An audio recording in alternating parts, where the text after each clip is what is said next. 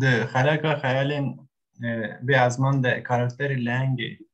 سر لهنگ هم دکارم بیشن کو این کشیده بیشن سر لهنگ نه دیاره لی ام ورده من سر لهنگ خزال دشیبه کاراکتر لورد آف رینگز میره گستیلا موسا برگرم ببینم سیمیا گوش برکو هر دو کاراکتر جی دندره خدا کاراکتر جدا دهدینه سیده ما هر بجارتنا کاراکتر کیبوها چی بود گلو؟ چه بو؟ همین مرو دهندري خدا وكي كاركتر وكي شيزو عم ذكروا غربجين يعني وكي كاركترك شيزوفريني تماك مريت تشتكي ديك مري بكرنا اخوا بخو مكرني كرنا اخوا ندبر اخوا لسر نفكره علي وي ارني ونيني ندا همبر هف مري سرنا كده از بی باورم هر انسان دما کو تشتکی کر و ایواره سر و روژا خو و سر و کار خو و سر و کرنا خو دلخوش به نه دلخوش به سر دفکره هکن نویسکار بکار به وی تشتی در خبش وی تشتی بنویسینه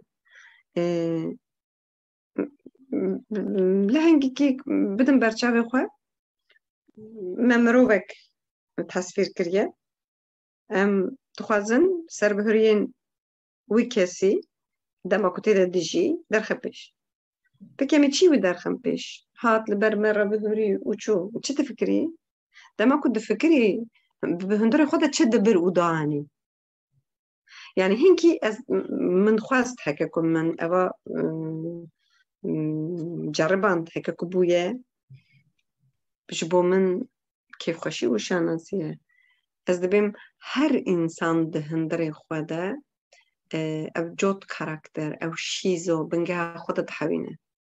مریف چی خاصی بکار به ویتیشتی در خبش آنجا نویسکار چی خاصی بکار به ویتیشتی بنفسینه کاراکتر خزال بو جبروی زیادتر لسر خزالی حد سکناندن خوازی کاراکترین دنیجی اوین ده حشی مواندا دچون مثلا ودگرم دزورم جان خورد فکرم اوجی ترکتنا پیش اینکه زیادتر ترکتنا پیش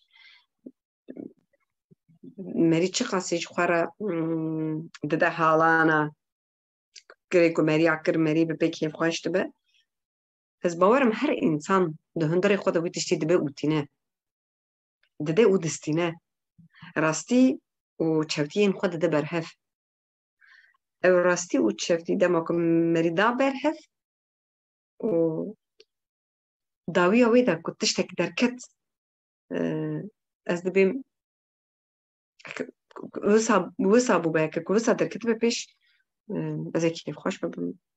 باشتره جبو من جبو متنی جبو نویسی دبیم هنه که تشتک دنی بنویسینم يعني نتشتين جريسي هناك تشتين هات هبله هبيه من نفسينا هناك دردي دلي خو يعني نزيده ابن مثلا هناك كاركتري ما دوي تيك بتشم يعني كاركتري ما جيش كاركتري سركفتي ولهجين قراسه نايو لهنجين تكجوجي هبن دنابا خوادا تشتين قلشي در كبن جيان اوه عاد هبله هر تشتت لتبي هبه ام هر تشتي مزيك بسن بدن يعني او واي واني راس درخن اي او واي چپ اي عاليه دني اوي چا در كبه بيش